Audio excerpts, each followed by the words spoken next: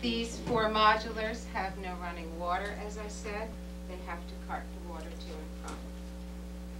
This is the typical classroom size. Now add 25 desks to this, and it is a very crowded situation. These modulars are fairly new. As you can see, we've already, because they're not made to be a long-term solution. That might be, maybe Howard can enlighten us from a historical standpoint. This is temporary. These are here for a full-year stay. But as you can see, we've already repairing carpets. We've already repaired walls. Things like those coat hooks are supposed to, that's the coat room, right there, you see it. Those break off with regularity. That's the bookshelf. It's a little wire thing. So it's not a great space for kids to be in, but we're dealing with it and we're using it. Principal, and just about what Steve was saying, for anyone who's not aware or wasn't around, this was a compromise that was definitively short-term. There are a number of reasons that I won't bore everyone with tonight why the portables shouldn't be on this property in this space anyway, which we'll talk about in other forums. So this is a stopgap measure in the truest sense, and we do need to have a longer-term solution. These modulars are how old now?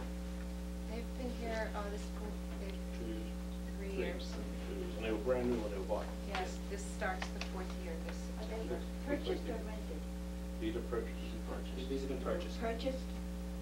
Looks like they could use with a little bit of maintenance instead of holding the money back.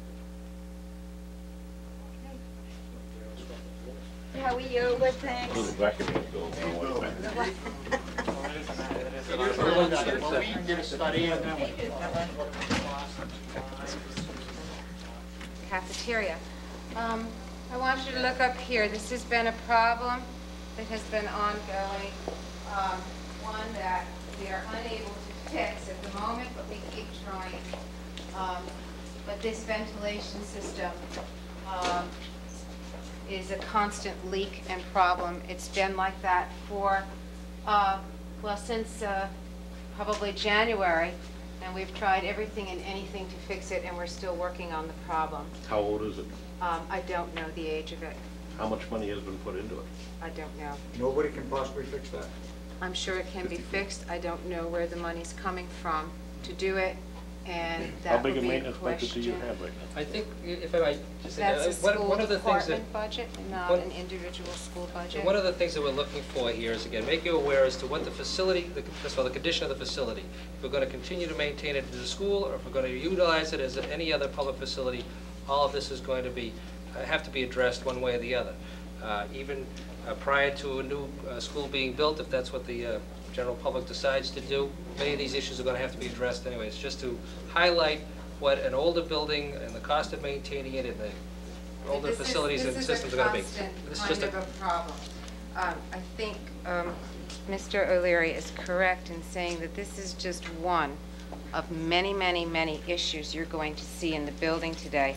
And I'm here just to point them out to you. I can't really... All right, but what is upsetting me already Yes. is the fact that when Mr. O'Donoghue was here, this was the best maintained, the strongest school structure in the entire town. And within a matter of a couple of years now, it is falling down. It is, you got to wear protective hats, and the roof is falling in. The rooms are filling up with gas and everything else, according to, if you want to read half of what's in the paper. I was not here when And that's what I'm Mr. saying. How O'Donnell much was maintenance here. money has been withheld from this? I think if we can, and again, whether it's I know you don't maintenance or wanna not, answer, no, whether it's maintenance or not, the issue isn't the maintenance at this particular point. There's a physical plan, and can it meet the housing needs of our students? Well, it is a And point FU.M.P that you can see has maintenance is decided, not excuse me, being this is not to be done. debated. What we're going to do is go on a tour to let the public. No, not 3 years ago. Because I know the first thing they're going to say is if I'm not here, he didn't show up at the meeting. Show us what the facility plant is, and again, we'll talk about the housing needs of the students and what the physical condition of the plant is right now. That's to be discussed at another date. Well, they're still using the maintenance money for something else. We've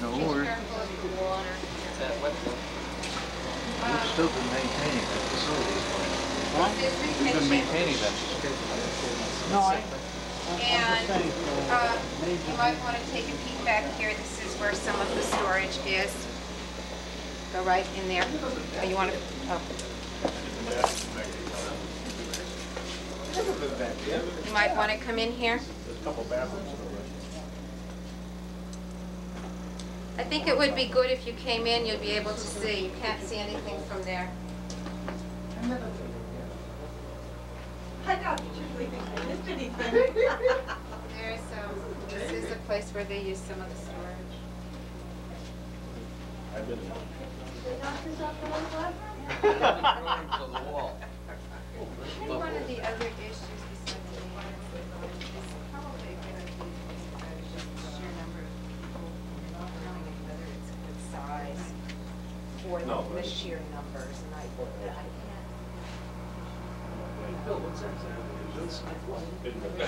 Was he it? 49? Is that what that is? Yeah, this was put up in 47. Main kitchen is in the middle Right. school. This is, Oh, that's right, too. Oh, there's not a house in the town. exactly. Come and see this area. This particular room is not only a storage room, but it is also the only space in the building that we have to accommodate individual music lessons. And so you'll see the chalkboard there and the music stands, and this is our individual music lesson room. You may want to take the camera in there.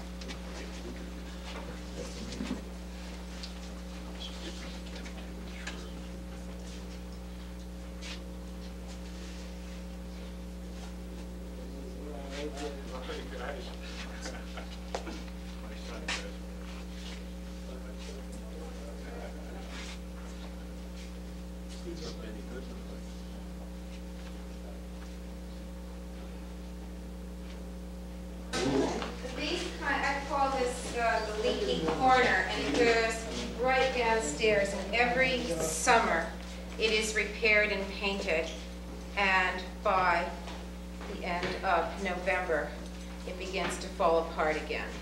And I don't know the reason, but there's some sort of water leak that is going right down inside the building here, and it affects the ground below as well.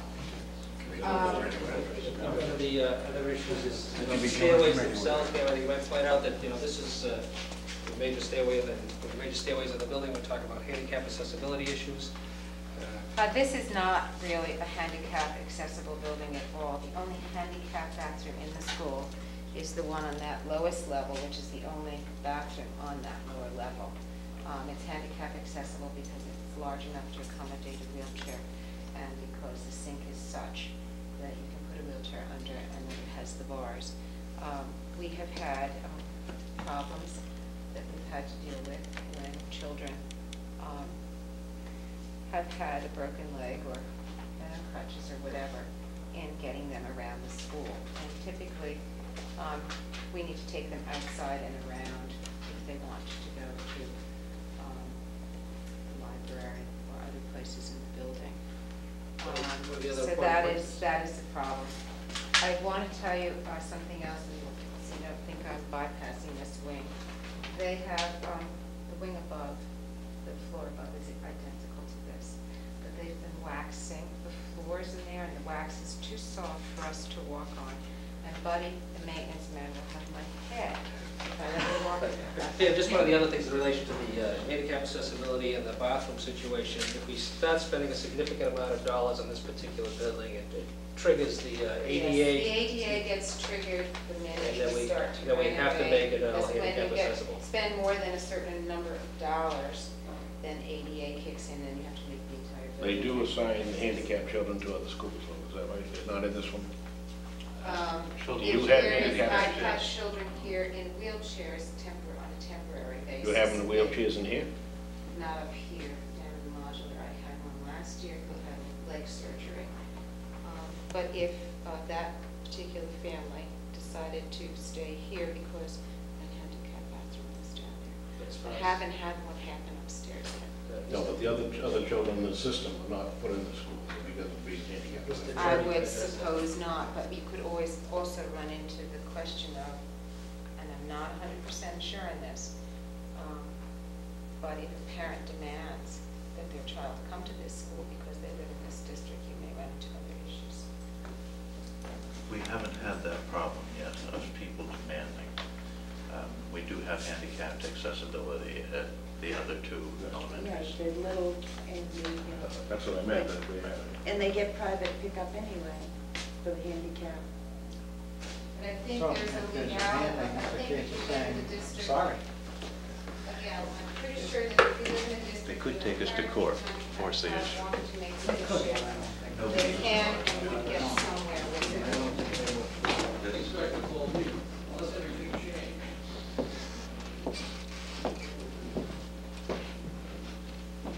Now, on this wing and on the wing below, we have 6 classrooms with between 22 and 24 children in each classroom.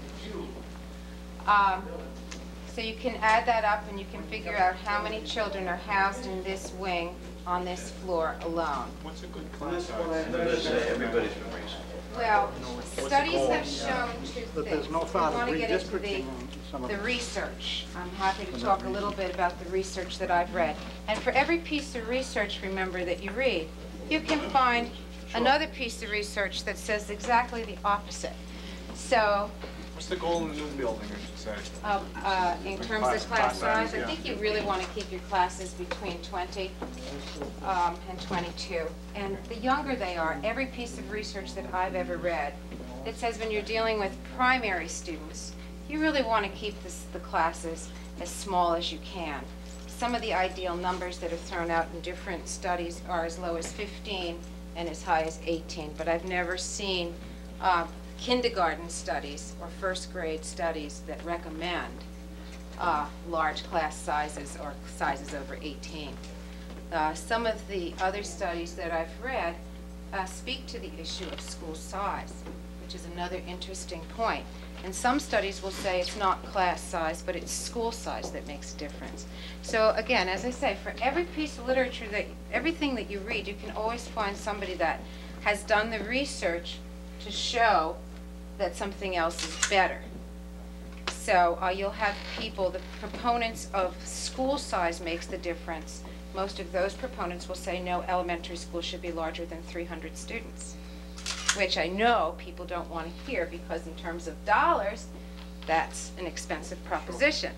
So those people tend more to go to the studies that point to class size as being making a meaningful difference in a child's education. So as I said, you can find anything you want.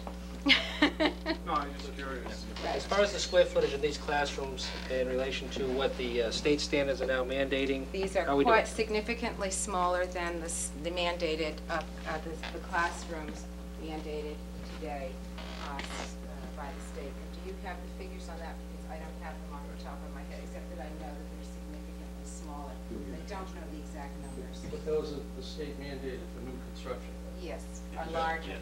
Thank you.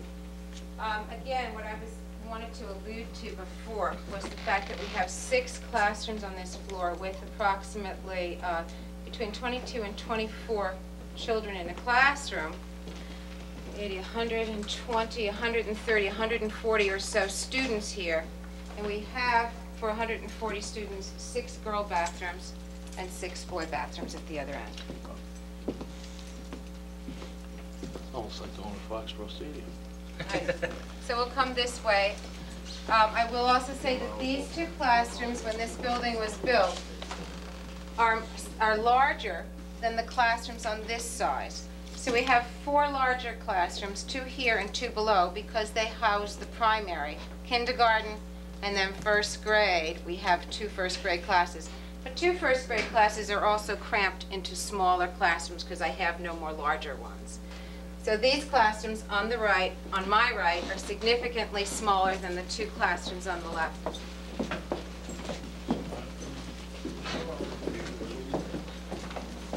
We don't have computers in the classrooms because we cannot wire this school. It's, right now, to wire this school would be so costly for computers that, and so difficult, because we tried to do a little bit of wiring to the lab, and the blood, sweat, and tears that we had to go through just to do that little bit of wiring was enormous. We are now playing with wireless technology as a nice alternative to that, to solve that problem.